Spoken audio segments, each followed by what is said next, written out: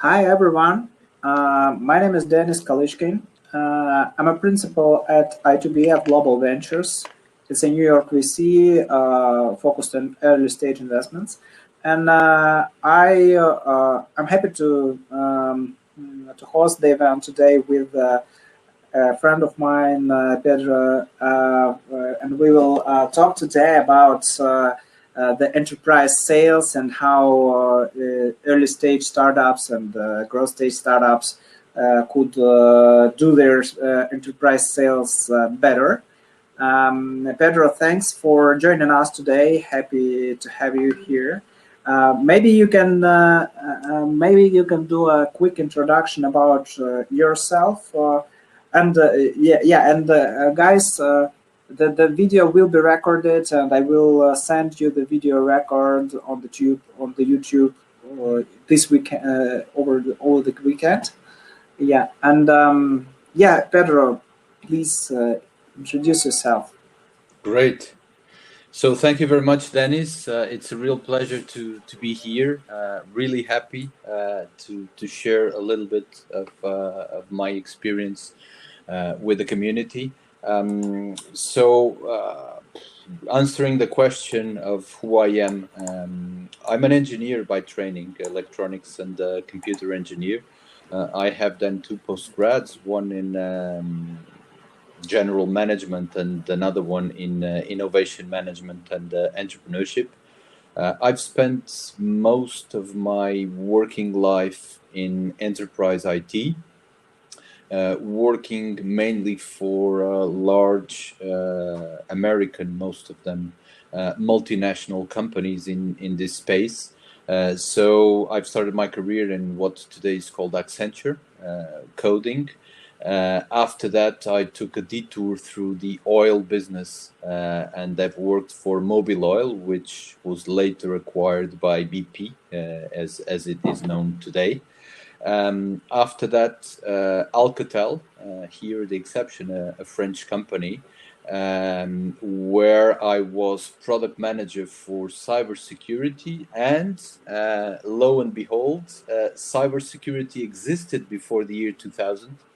So I also wanted to let you know that this is not something new. It's something that's been around for quite a while. Not exactly in the terms that we know it today, but back then it was already important. So I did product management for network security and some networking equipment, and ended up opening the consulting services vertical for them. After that, I've run one of the enterprise business units for Compaq Computer, which was later acquired by HP. As you can see, my life has been to buy and be bought by all these companies. This is something which is incredibly frequent in this space, where the fight for scale is very large, and it's basically a logic of either you get bigger or you get thrown out, or you get bought by your competitors. So the question is not if, it's when you will buy or and on what terms. Yeah, exactly. Well, the terms are not even exactly very worrying or very concerning, but it will happen, and then things change. So I've stayed on a couple of years more after HP acquired Compaq. After that, I've opened the public administration sales vertical for EMC in Portugal. EMC today is a part of Dell Computer. So again, another acquisition. Then I went on and I've run the south of Europe for Brocade Communications, which is today part of Broadcom. Again, another one. And after that, Oracle. And who knows who will end up buying Oracle, or if Oracle will end up buying anything. It was already on the verge of acquiring TikTok, for example, a few months ago. Let's see how it plays out. So in parallel with all of this, I've been a business angel for about 10 or 12 years. So I got bitten by the ecosystem bug. back then. I think that there's no vaccine for this disease, and to be honest, I'm okay with it. I don't need this specific type of vaccine, so I'm fine, and I really like what I do. And today I do basically one of two things. Let's put it like that. The first one has to do with my activity as a business angel in the ecosystem, and I'm quite active in terms of mentoring and all of that, in a logic of giving back a little bit of the experience. This is something that I like to do, and I take a lot of energy out of this contact with young people who want to go to the moon and beyond. So that's really energizing for me. And then I also do consulting, and mainly it has to do either with fundraising or getting deal flow for VCs, which is another possibility, or in what I call business development or business and sales development roles, where I usually do sales outsourcing for large companies and set up the teams and check the value proposition and help them go to market in international markets and things like that. So quite a few different things. So I don't know, Dennis, if you want to talk about the format that we've adopted for today.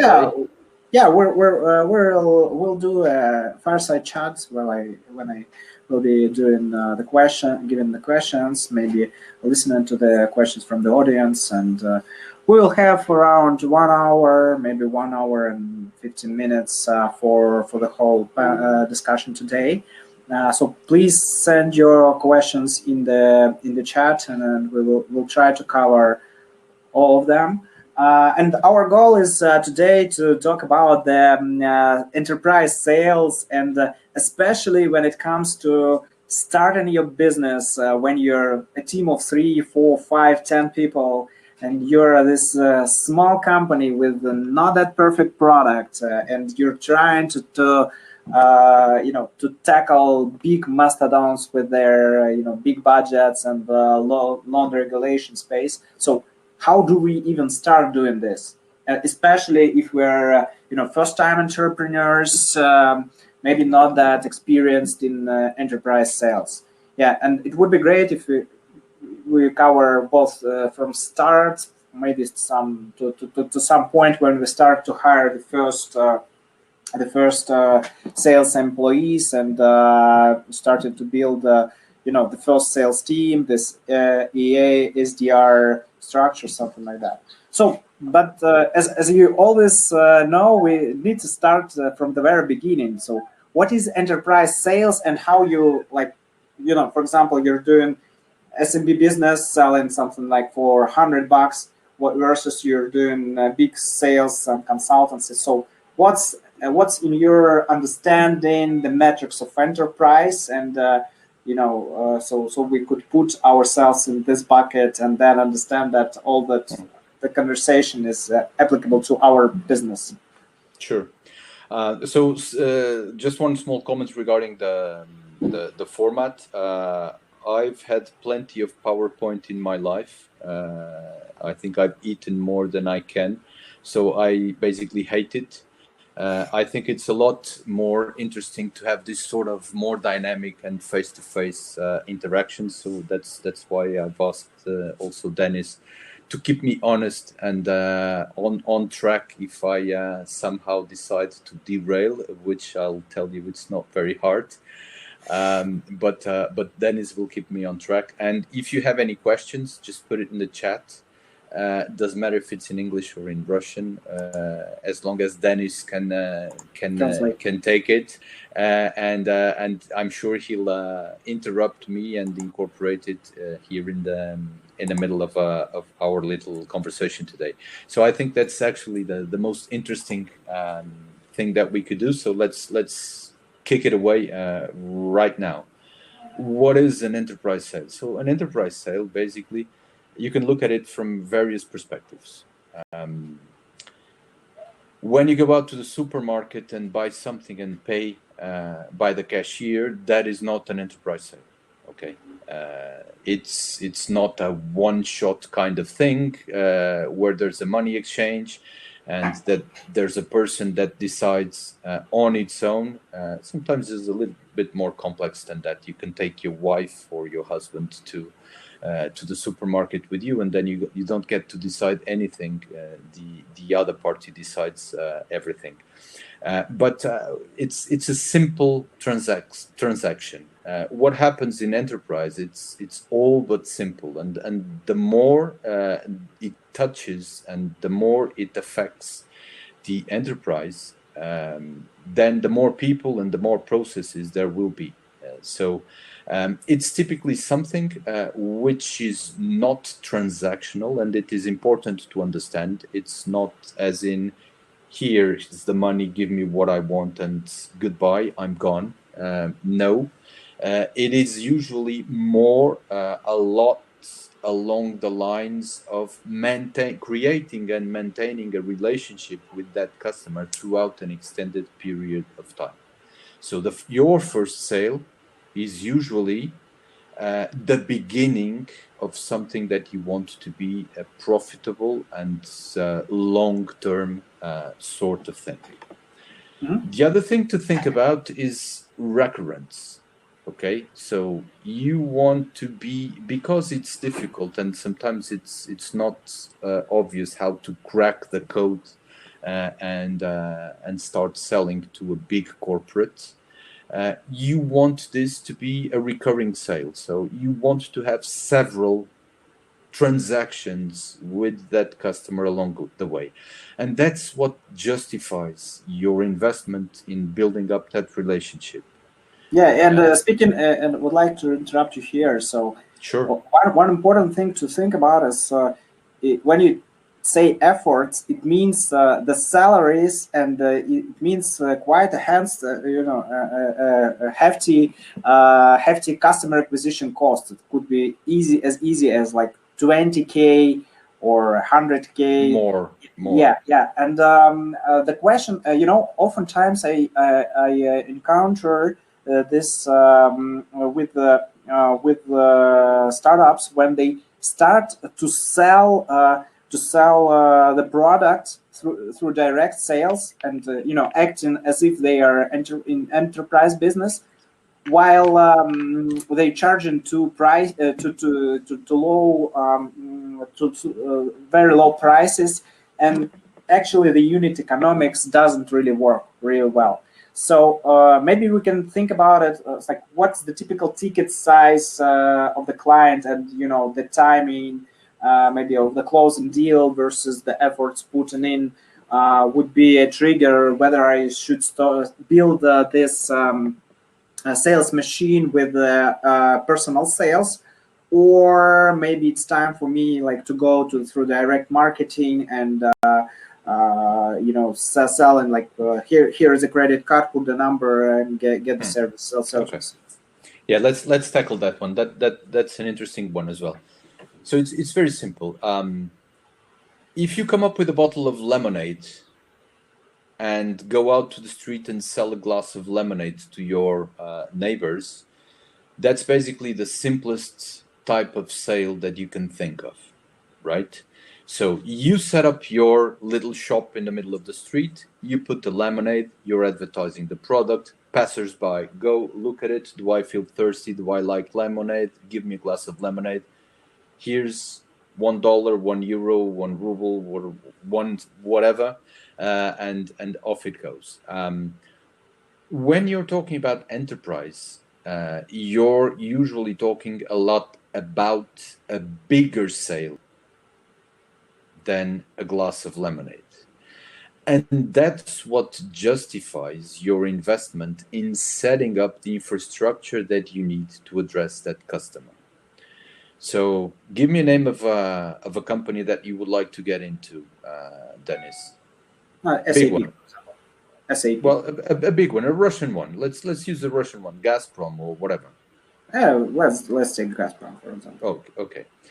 So Gazprom is a customer where you could sell cross-sell, sell in adjacent spaces, increase your footprint, because basically the customer is so big that it will have requirements and unmet needs that you can address for your whole life as a startup and probably as a scale-up and a lot more than that. So if you want to set up a relationship with a customer that will always have requirements that you can address, and you know the people and you know the processes, it is an investment. So don't think about, for example, going to a customer this size and say, well, you can pay by credit card. That's not how it works. You need to have a payments infrastructure in place to make sure that you can adapt to their procurement process. They will have a process for procurement and for deciding. You will need to understand very well who are the people, what is the process, how it flows from one point to the other, who's an influencer, who's the gatekeeper, who's the ultimate decision maker. Usually there's not just one person, there's quite a few people, and they have their own dynamics. In order to be effective, you need to address this, and you need to be able to some extent control this process.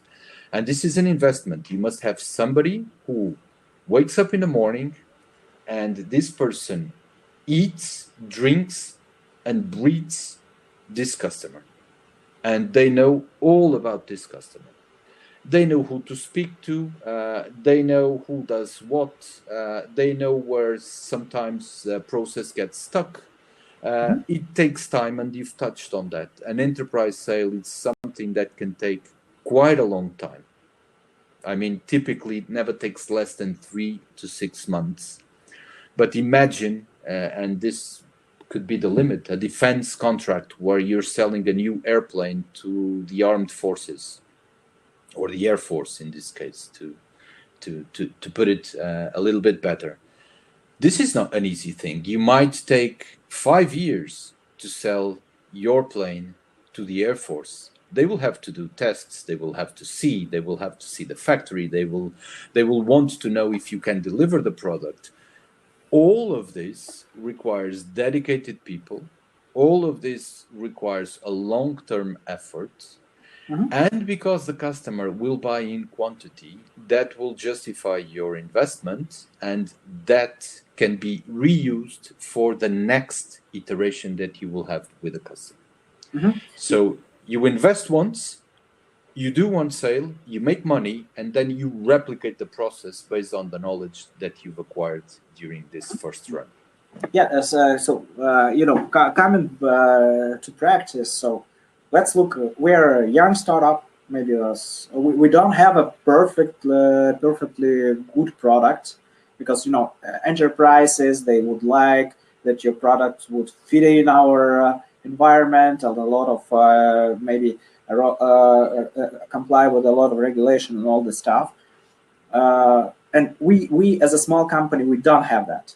Moreover, maybe we don't even have an experienced salesperson who spent years as yourself in selling products in particular sector. So how we start to build these relationships? What's the game plan for us? And we all know that at the very beginning, you shouldn't pursue after all the enterprises, because some of them are very very skeptic about adopting some solution, while others are more advanced and open to experiment with the new technologies and have easier procedures. So how we tackle this problem? You profile your customers. Not everybody is your customer. And what does this mean? Imagine a supermarket. When you put a product on a supermarket shelf, basically anybody that goes to that supermarket can be your customer. In the enterprise space, that is not so. You need to understand exactly who is your customer. What is the profile of your customer? If you sell a product for oil drilling, then your customer is a company that somehow is related to the business of drilling oil out of the ground. Okay? And that means that you need to be really intentional in terms of setting up what is your total addressable market and what does it look like. Okay? Then there's considerations in terms of timing, for example. Not every customer is exactly in the same phase of development as the next one. So what do I mean by this? There are customers that, given if I'm a startup and I'm putting out a product, there are customers which will be my customers now, and there are customers that will be my customers maybe next year, maybe in 2 years. And I need to be able to understand what is my market, what is my addressable market, really, right now, not tomorrow. I can start worrying about my customer tomorrow in a few hours, but today I need to address my market, my customer today. And if I have a product that does X, I want a customer who's looking for X. Okay, not X plus Y plus Z plus A plus B plus C. Okay, because if I cannot address the key requirement that the customer wants from my product, then he is not my customer. Imagine, for example, Dennis, that I want to sell you a phone. But if you just bought the phone, then you are not my customer, because you're probably happy with what you have right now. So the logic is exactly the same. If you're SAP, for example, and you're selling to Gazprom, and if Gazprom has just finished buying an ERP from whatever, then probably Gazprom is not my customer today. It can be in a few years if they are dissatisfied, if the product does not respond to their requirements. But what I should do is keep the door open, but say, look, Mr. Customer, you're not my customer right now. Do you know of anybody that could be my customer right now? And it's incredibly important to finish with this, because customers know themselves very well. And if you ask them, and if you're honest, you're not my customer, but do you know anybody? People will recommend. Okay, and also you were saying talking about qualifying, and maybe let's talk a little bit. Maybe what parameters should we keep in mind? Maybe the size of the client, maybe some other things, like we see that some of the startup of the big corporations, they announce they are doing a digital transformation, or even start accelerators, or fast tracks for closing deal with startups or something. So if you were the founder of a startup at the very beginning, and doing very small sub solution, and would like to start, and startups always need, the faster you get money, the better. So how would you tackle this? How would you qualify? What would you look at? So in order to qualify your customers, you need to have crystal clear in your mind, what is your value proposition? What does your product do that nothing else does? Okay. And sometimes this is very easy to say. It's not very easy to think, to understand, or to put in practice. So in other words, you need to know exactly what are you doing, what your product is doing, and why it interests your customer. Okay. Example, you have a revolutionary drill for drilling oil out of the ground. Gazprom drills oil out of the ground. So there's a good thing. And my drill is different from all the competitors' drills because it lasts longer, it costs less, it does this or it does that. So if I have it very clear in my mind, what is the value proposition, then I can go and I can select the customers to whom this value proposition could interest and could make sense. Yeah, may I interrupt you here? Because Sure. we oftentimes, misinterpret. So we say about text specifications, like we do it faster, more reliable or something, while the value proposition could be really different for our clients. Like some prioritize, for example, some prioritize the cost savings, while others are more focused on like doing something faster, no matter the cost. So maybe you can say about a couple of words about value proposition and. It has to do something called the business case. Okay, so customers do things for a reason. Mm-hmm. And that reason could be different. Like you were saying, Dennis, some people are always looking at cost. Some people are always looking at efficiency. Some people are always looking at speed. Some people are looking at whatever. So everybody can have their own reasons. And you need to understand what they can be and if your product fits that. Okay. So, for example, I don't know why I'm very influenced by the army today. So I'll use another example from the army. Usually, an army does not have gasoline and diesel. Usually, armies only use one type of gas. Do you know why? It's easier and reliable. And there's the logistics. I mean, if you need to maintain stocks for two different things, it's more difficult. If all the cars, the tanks, whatever, run on gasoline, then you just need to worry about one. Okay? If suddenly there's one that runs on 98 octane gas, another one on 95, another one on 91, another one on diesel, another one on this, another one on that, then it goes completely crazy. Okay? So this is a clear example where a customer typically says, I want to have one. I don't care if it's inefficient in some occasions, but the efficiencies of the logistics process, in my mind, justify what could be inefficient from another perspective. But you might have, for example, a transportation company, which is extremely worried about costs because they're in a very competitive market. And if you can come up with a version of diesel that will save them €1, $1, one whatever per kilometer, then it could justify for them to set up the logistics in order to make sure that they can leverage that savings. Mm-hmm. Okay. So you need to really understand what your customer is after. And for that, you need to know your customer. Mm-hmm. Okay. And once you do that, you can tailor your value proposition and your business case to that customer.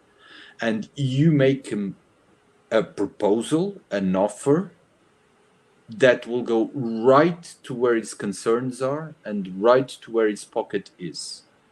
Mm-hmm. And they will listen to you.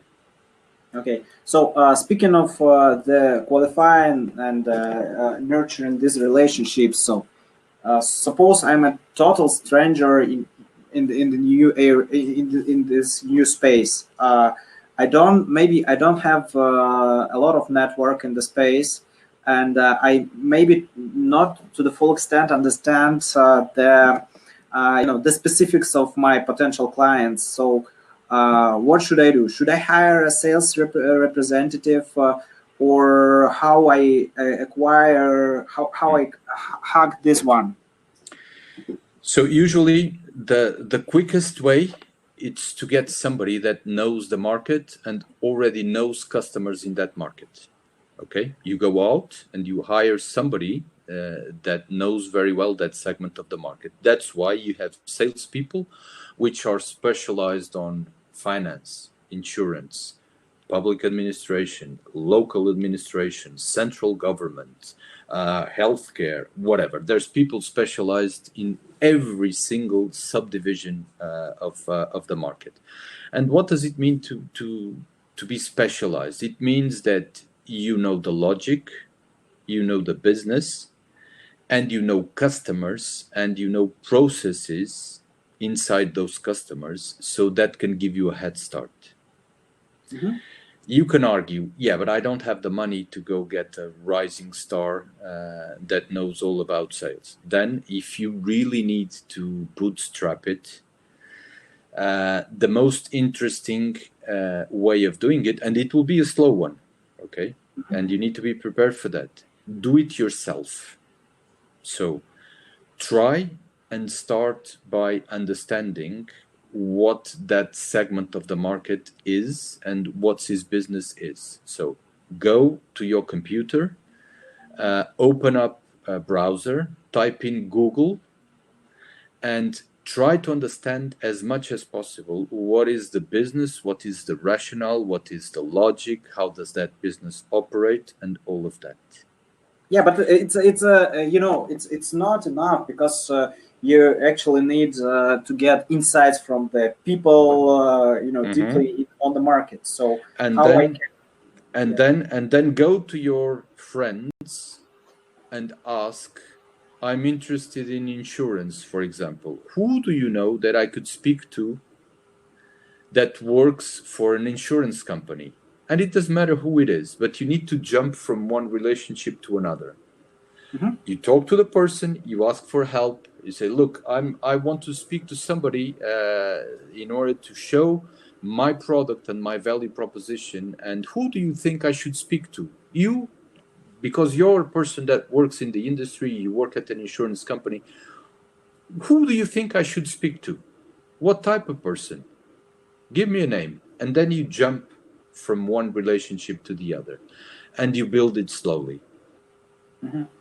And also, you mentioned that suppose you have some product, but it's not perfect. It maybe doesn't serve the purpose, and maybe the value proposition, the client is looking for another value proposition. So you need to pivot. You need to do to do a lot of things. Or oftentimes you have an MVP which is not fully functional. And I also encountered a couple of cases when people start from consulting, like integrating third-party solutions of your direct competitors, or using open source to build something, and using something as a proxy, like something working, and trying you start to build the relationship. You start to working on the market. You start to get this expertise. So I'd like to hear your opinion, your limitations, maybe some other tricks to tackle this problem. Okay, so one interesting way of thinking about this is, where are you as a startup? Okay, so startups and companies in general go through different phases.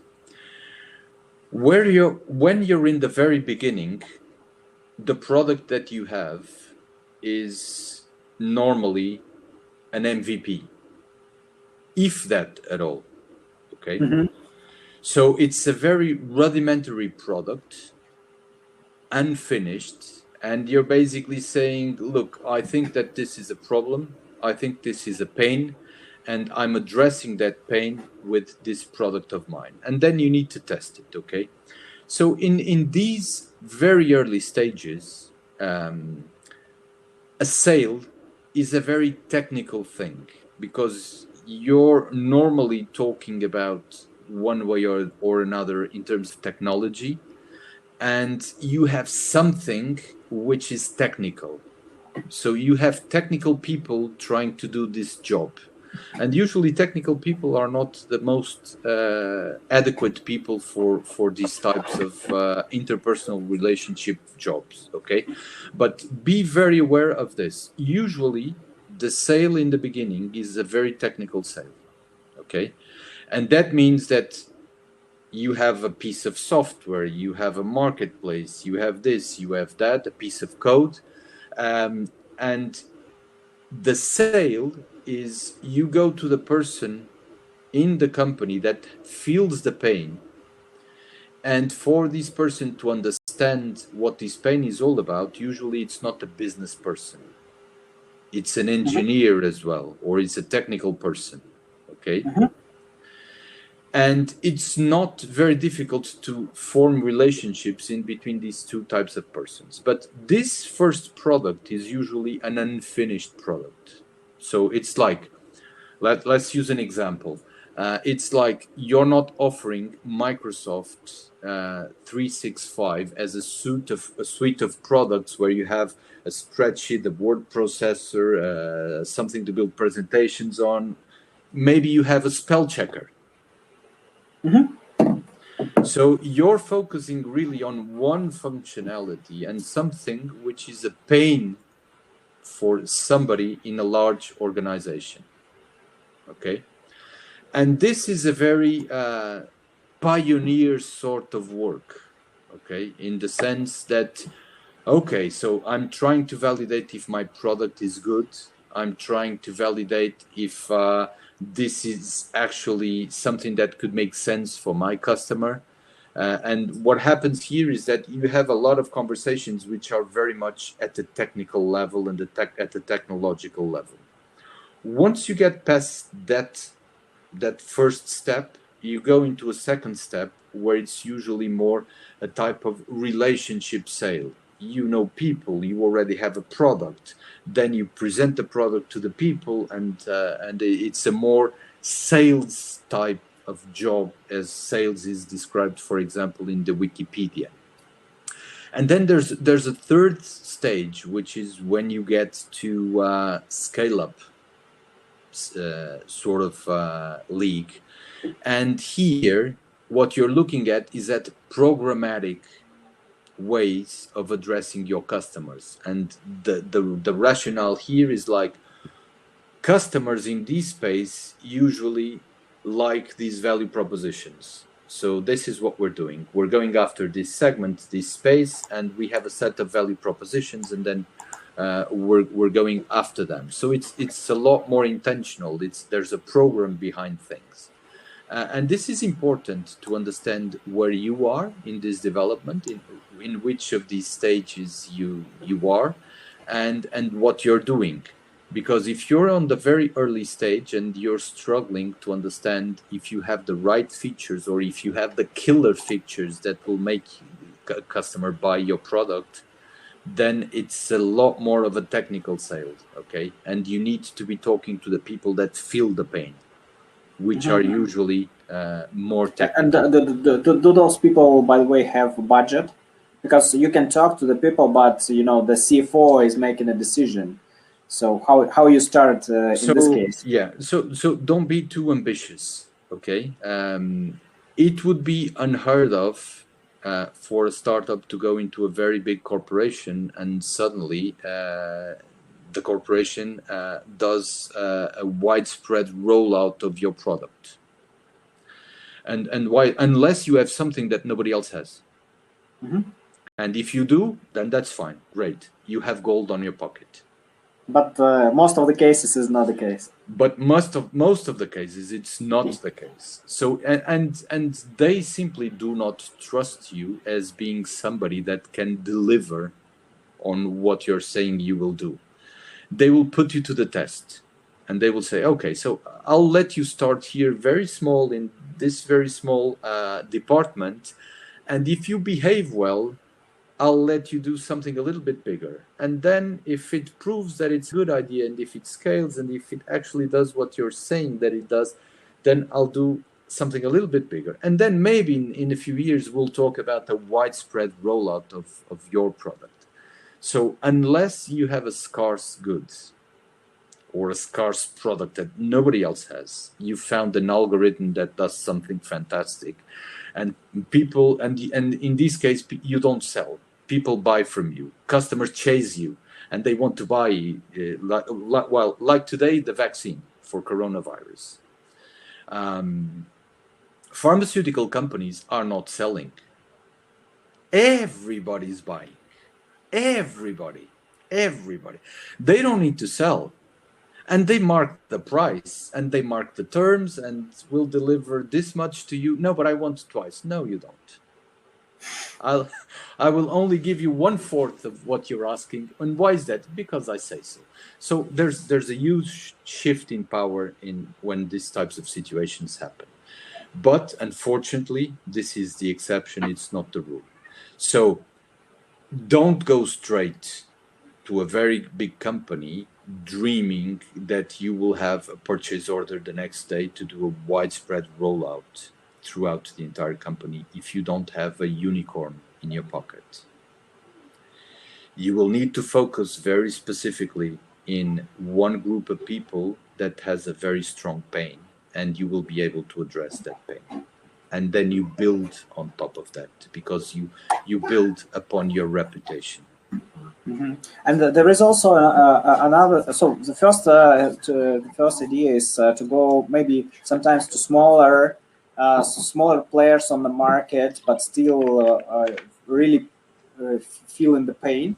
And another thing is, oftentimes, segment your market really granularly and try maybe to address a very narrow segment, but do a very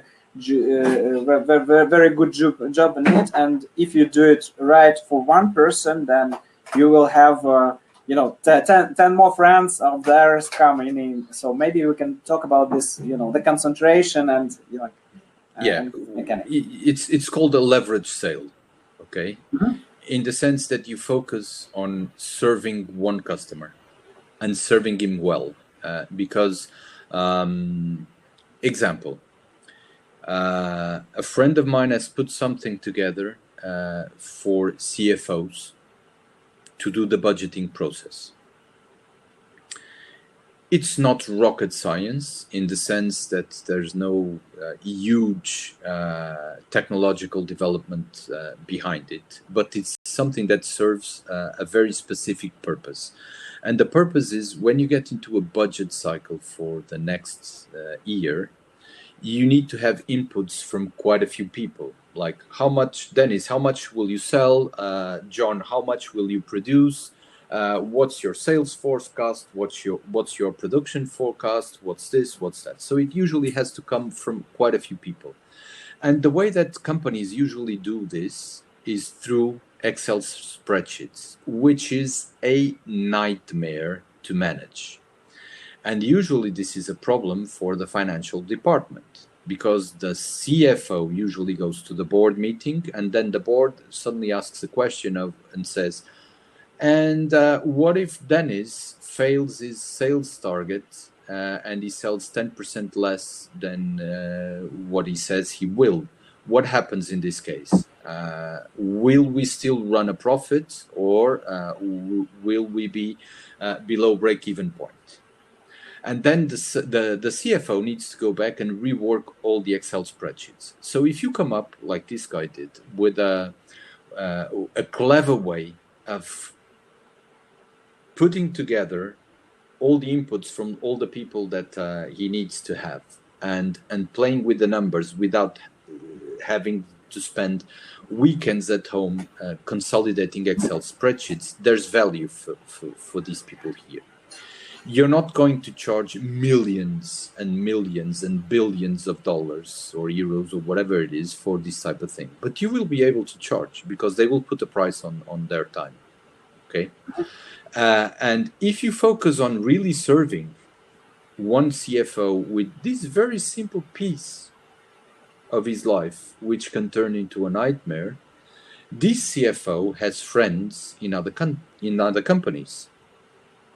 And this CFO will be the first one who will be doing the selling and the advocating for you to his friends. And he'll be the one to say, oh, look, I've bought something from this company, and now I get to spend the weekends at home during financial planning cycles. And these friends will say, give me the phone number because I want it too. Okay, so you're converting, you're leveraging, you're making sure that your customer is turning into your best salesperson, because he's the one that is doing the recommendation to his friends. And I mean, if I tell you that I'm very good, you can believe me or not. But if somebody that knows me and that you know tells says out loud that I'm very good, then it's worth a lot more than when it comes out of my mouth. Okay, it's called a recommendation. Yeah, I know. And if you have a recommendation, that's usually the best sales tool that you could have.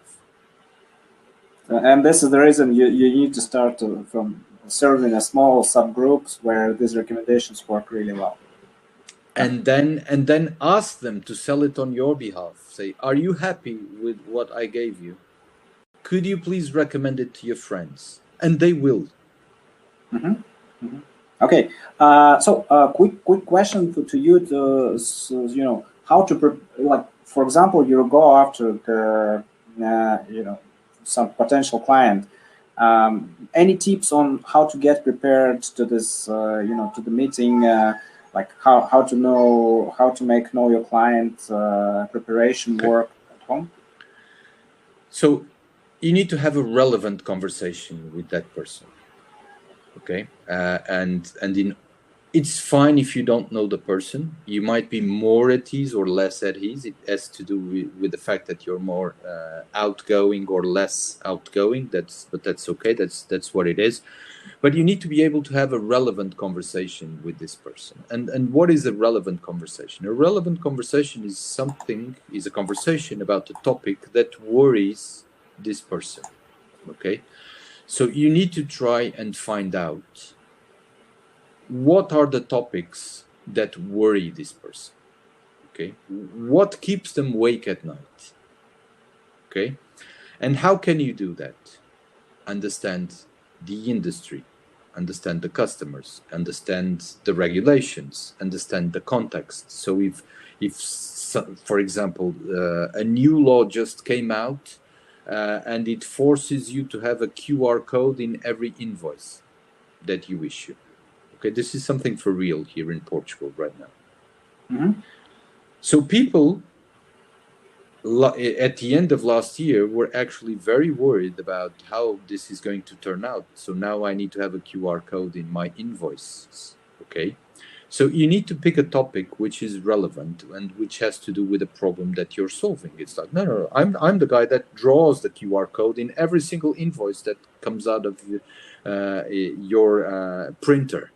So I sit down, I have a pen, and I put a QR code in there. Oh, okay, that's fine. Well, if you can work fast enough, then maybe you can solve my problem. Yes, I'm very fast and I'm very cheap.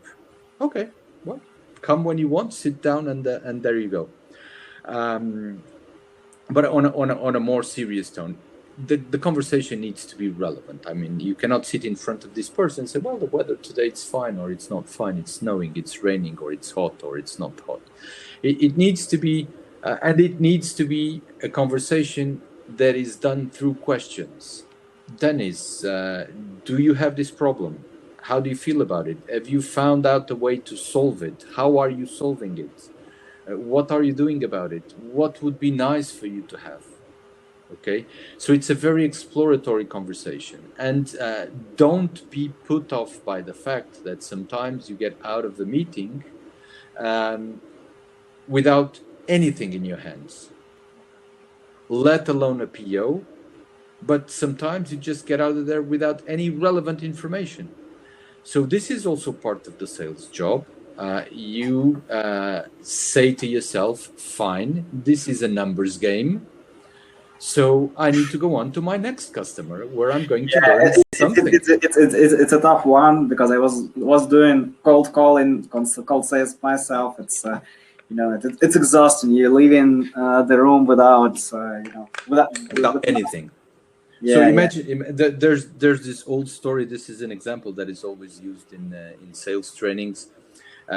Those people that go door to door to sell internet subscriptions, for example, and they get to this very large apartment complex with 300 people in there. And they know statistically that they have a 1% chance of conversion.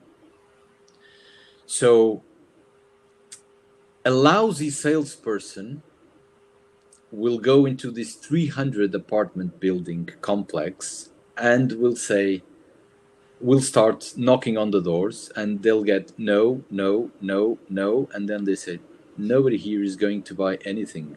I'm going back home. Mm-hmm. I've just had 5 no's in a row. A good salesperson will know that because there is a conversion rate of 1% and because there's 300 prospects in front of them, they should leave the building with 3 contracts in their hands. So the trick here is I want to find as quickly as possible who are the people that are going to buy from me. And in that sense, I knock on your door. And if you're not my customer, then I want to move on to the next one as quick as possible. You're not my customer, that's fine. I know that there's 3 customers here in the middle of these 300 people. I just need to find them. The quicker I find it, the better. While I was working in sales, my colleague, he was doing these calls, and he was sometimes angry, but he was saying, yes, I'm one call closer to closing another deal. And another trick he had, he was doing, we were doing not big enterprise sales back then, but another trick he had is he came by to the office of the potential client or the current client.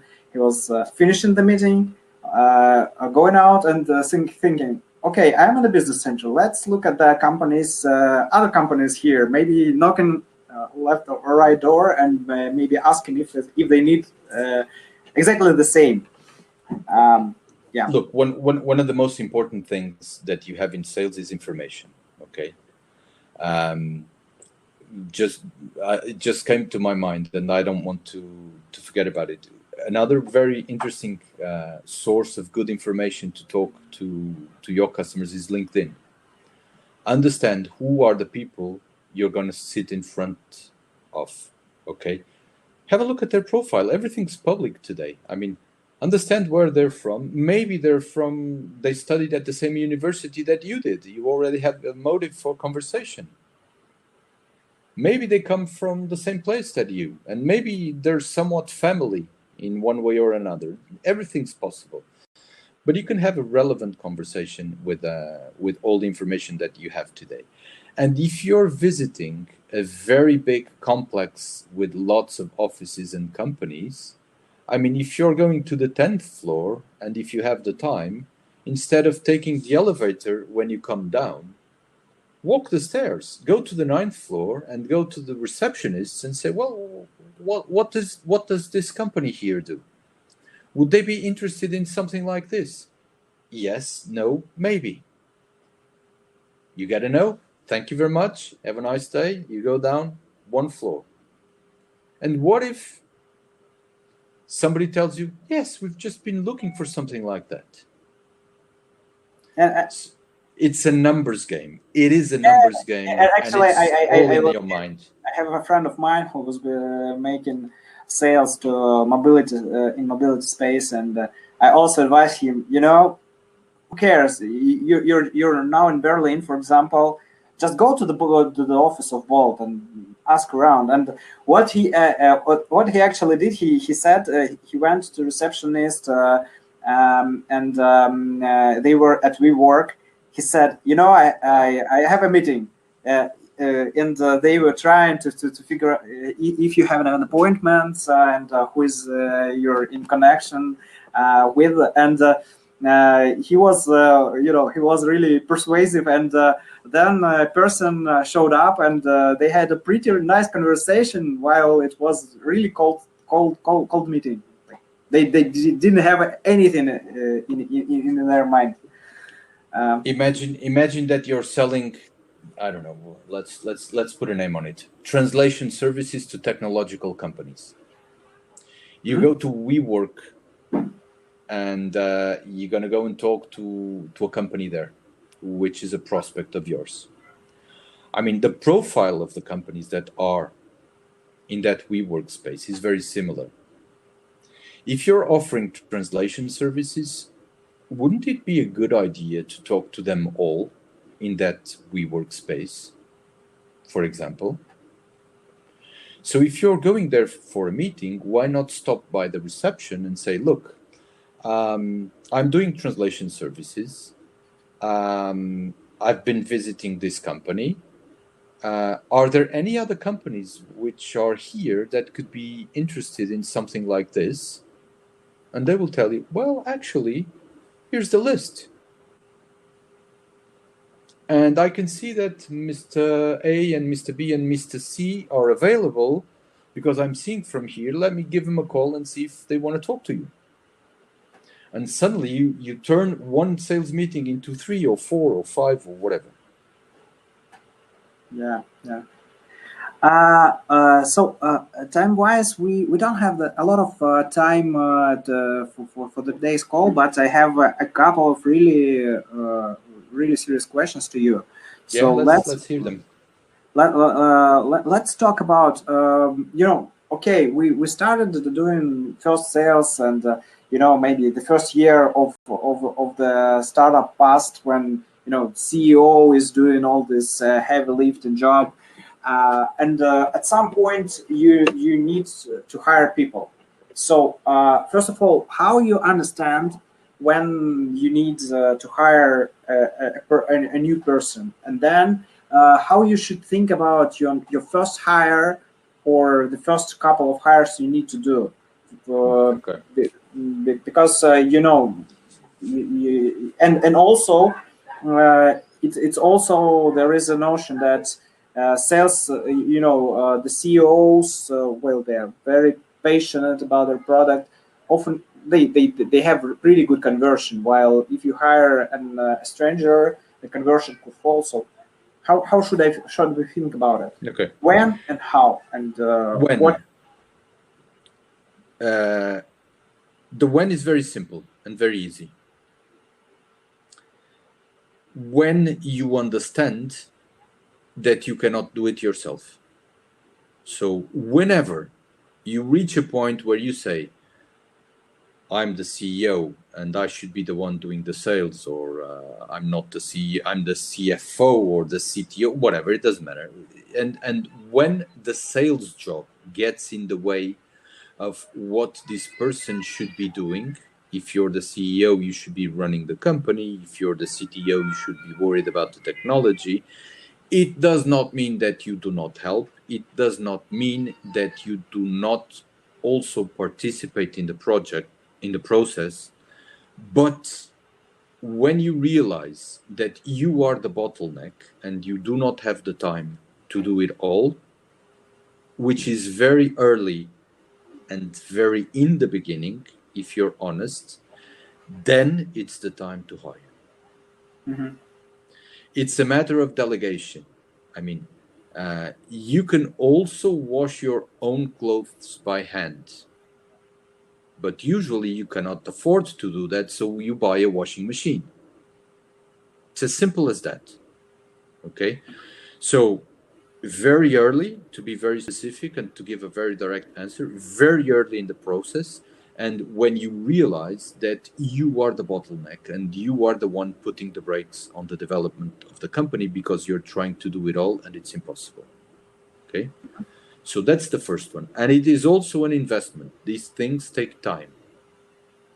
Nobody is coming to you, or it will be very difficult. It's possible, but it's not common to go out and hire somebody and then suddenly the next day there's POs raining from everywhere. This usually does not happen. So these people need to have the time to understand what the company is all about, to understand what the value proposition is all about. They need to be able to go out and test it with the customers that they know. Mm-hmm. They need to understand if there's a fit, if they need to change the speech, if they need to change the value proposition, yes, no, maybe. So this is a process that takes time. Okay, so when you should hire, as soon as possible, unless you say, I'm fine, I don't need to sell in the next 3 years. Yeah, another question, while you're doing a startup, you oftentimes get the feedback from the market, and you don't even have a sales playbook, and the signals from the market leads to tuning and adjusting the product itself. And there is oftentimes the recommendation that at this stage you can't delegate it, because you have a good salesperson who's doing sales but doesn't get the feedback, and you end up without both sales and product. And again, it doesn't mean that you remove yourself from the process. Okay, it means that you can also participate in the process, but if you're the bottleneck, then it's wrong. Okay. Another thing is, keep it very much under control. So there's no reason why you should not go out and visit customers with your salesperson every now and then. There's absolutely no reason. You don't need to go to them all. Okay. You can go to some, you can understand what are the comments that are happening in the market. And if the people that you've hired are honest, they will give it back to you and you will be able to understand. It's better to hear it firsthand. Yes, it is. Your day only has 24 hours. So be mindful of your time. It's important. The other thing that makes sense, and usually when you hire, it's because you have already tried to do the job. So another common mistake is, don't hire if you do not know the process or if you have not tried to do it. Okay. If you don't know how to cook, get away from the stove, because I can guarantee that the first time you're going to try it, the result is not going to be eatable. Yeah. Okay. So learn, try it, take your lessons. If you're the CEO, you should be a fast learner, and then get somebody to do that for you, and you will know what to look for and where the red lights will be and what are the points that you need to control. But there's an old saying that goes something like, if you don't know how to do it, you cannot manage it. And it's very true. You need to be able to understand what is going on. Okay.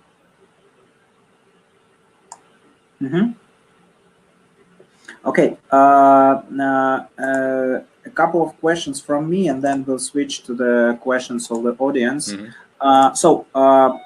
Speaking of the profile, the potential profile of the person you try to have. For example, you did your first sales. Maybe you understand the process. You need a good salesperson. That's I don't know. So how do I do this process of hiring? What pain points should I keep in mind hiring the person and onboarding them?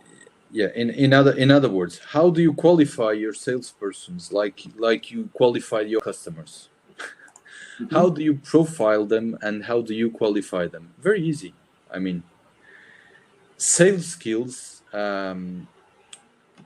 is a set of things that it's not very hard to look for. Okay, so a person who does not like to speak, who's very introverted, who has difficulty establishing relationships, usually it's not a good salesperson. Okay. Another point is that sometimes you need to think of sales as a sales team. Sometimes you need somebody to take care of the relationship part, and sometimes you need somebody to take care of the technical part. And then you have a pre-sales engineer, or so. The names vary in the industry, but you could have groups of people or teams of people that take care of a specific customer or a sale, and each one has its different set of skills. So understand what you need. Do you need somebody to create relationships very quickly? Then you need people which are sort of the life of the party. Very open, with charisma, that feel very at ease with relationships, can build relationships very quickly, and so on and so forth. And then the rest of the trick is incentives. So a salesperson must be hungry. And you need to put in place the right set of incentives for them to run. So, for example, if you do not offer a variable salary or a bonus, then what's the incentive for this person to work faster or slower? Mm-hmm. So you need to consider this. You need to put in place a set of incentives that will make these people move forward. Mm-hmm. And there is also, especially for startups which are expanding to other markets, there is a problem that works sort of negative selection. Like you hire a person from a country, it could be not top-notch person. So he or she would work for 3 to 6 months and say, "Hi, he or she just got the salary. Your product doesn't work really well, so bye." So how could I avoid situations like that? And you can't. The truth is you can't. Mm-hmm. Okay. There's always that risk. Imagine that you're selling in a completely different country and you know nothing about the cultures. Imagine that you're now selling in Japan, for example. Mm-hmm. So if you're doing that, it takes preparation. Okay. You need to understand what is it like to sell in a country that's so far away from your own culture, because what you think could be a good salesperson according to your references might not be a good salesperson in Japan. Okay, so you need to understand a little bit of the culture and what goes on. Okay, so how do I do it? You interview the people and try to understand how they will do it. Ask them, how will you do it? I mean, we're Latin Americans, for example.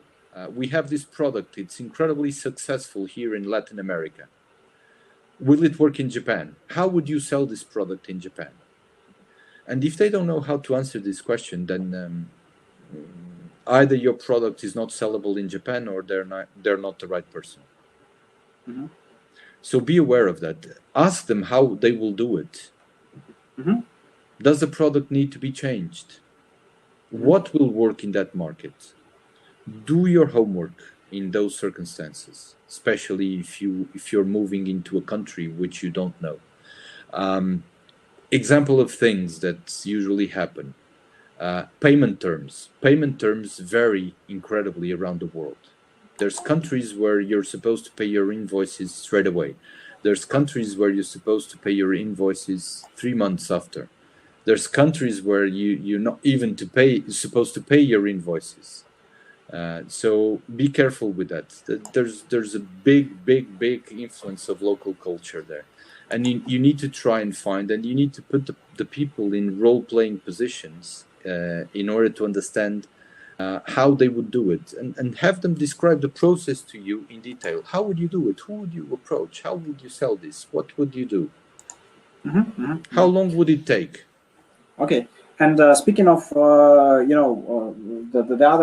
other side of the hiring process is the firing. So how I understand that the relationship with the exact person, the exact sales per rep is not working out, because in startups we always need to fire fast, because you don't have a lot of time and resources for the mistake.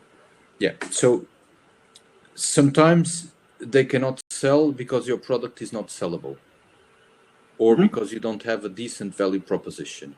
So you need to be very aware of what is going on, and you need to have this conversation ongoing with the people. Why is it not happening? What sort of struggles are you facing? Why isn't it quicker? And it could be because of many reasons. It could be because of the product. It could be because of the value proposition. It could be because you're totally wrong in terms of how the customer does it. Okay. Imagine, for example, that you're trying to sell a hammer to a customer that only uses screws. Why would they need a hammer? Okay. So it's a big problem with the value proposition. It has nothing to do with the salesperson. And if the salesperson is senior enough, they will be able to tell you. if all you get are excuses like, no, today it was raining, nobody answers my emails, nobody replies to my phone calls, that's a problem with the salesperson. Okay. Yeah, but oftentimes, they have more advanced excuses, like, you don't have the functionality like this, and I can't sell it. But maybe the reason is that they don't have, they addressed their own subset of clients. If that's the case, tell them, look, take me to the customer with you. I want to hear it first hand from the customer. Go with them and see what happens. Evaluate them. See what they do, see what they say. Is it what you expected them to do? Would you buy your product from that person? If you do, and if the customer says, no, we only buy it once a year and the date was yesterday, so maybe you need to wait another year before you can do a sale to that specific customer, right? It has nothing to do with the person. It has to do with the customer specific timing. But make sure that the customer tells it to you. And I guess you need to do this guest visits as early as possible with the yes. Yeah, you need to be there and understand what is going on. So don't just every week, like, try to go here and there on the customer meeting and get the pulse of what's going on. Okay. And also, in enterprises, it takes time to build a relationship. So you hire a person, when you can get the first results, like, what is the reasonable time for them to, like, if less than 3 months, usually it's very rare. Okay. Because the product you're selling, usually it's not as simple as that. So 3, 6, 9, 1 year, 1 year and a half. But any other any proxies you could think of that you're moving in the right direction and you can keep track on? Look, if your competitors with a similar value proposition or addressing that space take 3 months to sell it, why would you think that you can take less? So, and unless, again, you have something which is revolutionary, why would you take less? Okay, understood. But I meant maybe some metrics of the funnel, like, it's not a conversion, but like number of pilots, number of something. Something. Manage it closely. That's the most that's the biggest advice that I could give. Yeah, I have 2 questions from the participants. So the first one is how to enter the big corporation, because they don't they hide the contacts of the senior person. They don't answer LinkedIn, so they don't have contacts on the website. So how do I crack this? Referrals. Find somebody that works there. And see who you could talk to. If that person is able to introduce you to another person, then you can jump from one to the other. And another question is, how about asking money from the government after delivering the product software that is intended to its constituents? Should I ask for the governments to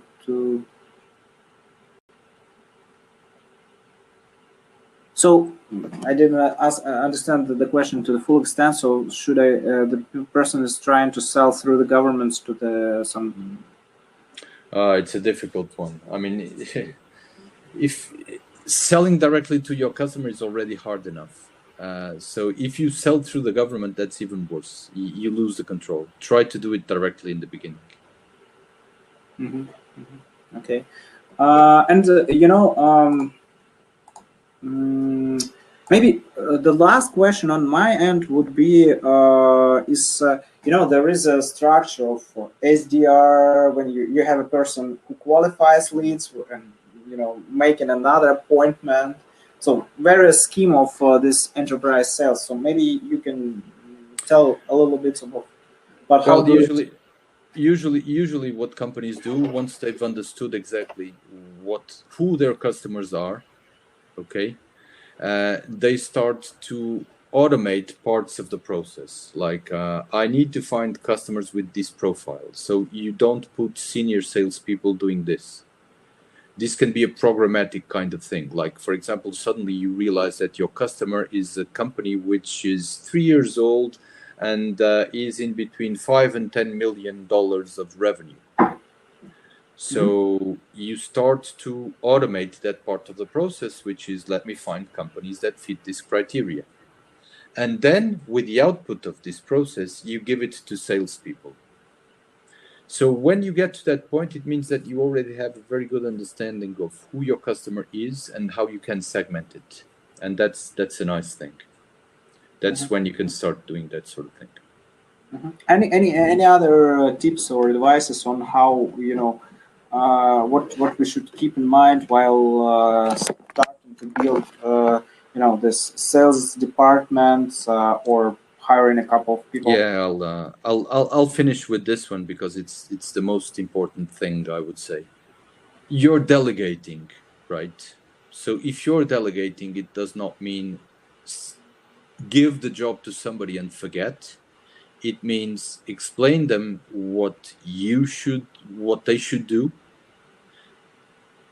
and then be there and control it on a daily basis or something like that. If you do that and you say, well, look, this is what was expected, this is not what was expected, you progress and suddenly there's no surprises. Problems come when you give it away and you forget. And you come back and then you say, oh, we've got no sales. Yes, we don't. And then it's too late and time has gone by. So keep it close to you. It's something that needs to be controlled. So we should wrap it up now. Yeah, the final question from from the participants, if maybe your recommendations on how to get the trained on sales skills, maybe like go after a course or yeah, it's a good idea to do it. I mean, there's a lot of stuff in YouTube and floating around in the internet. There's things which are more useful than others, but I would say it's a good place to start. If you really want to make it shine, get the people, hire the people, and have something built specifically for you. If you can, that would be the most effective kind of thing. Get somebody in to sort of who knows what they're doing, and put something together, and maybe go to the customers with your people, to a few customers with your people, and see what happens. And that's the best way. See somebody doing it and follow it. Yeah, but I see another comment. Pedro Santos is saying hi to you. Said like the webinar. Yeah, and any final words to our participant today?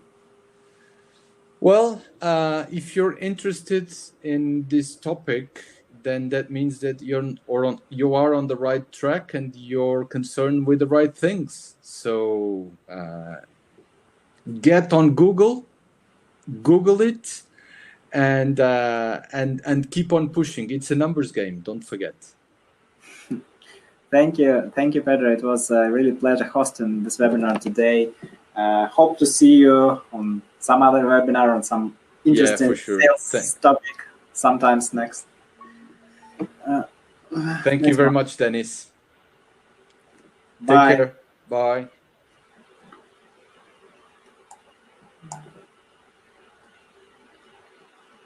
Yeah, guys, there was another question from Max, how to find investment for startup companies.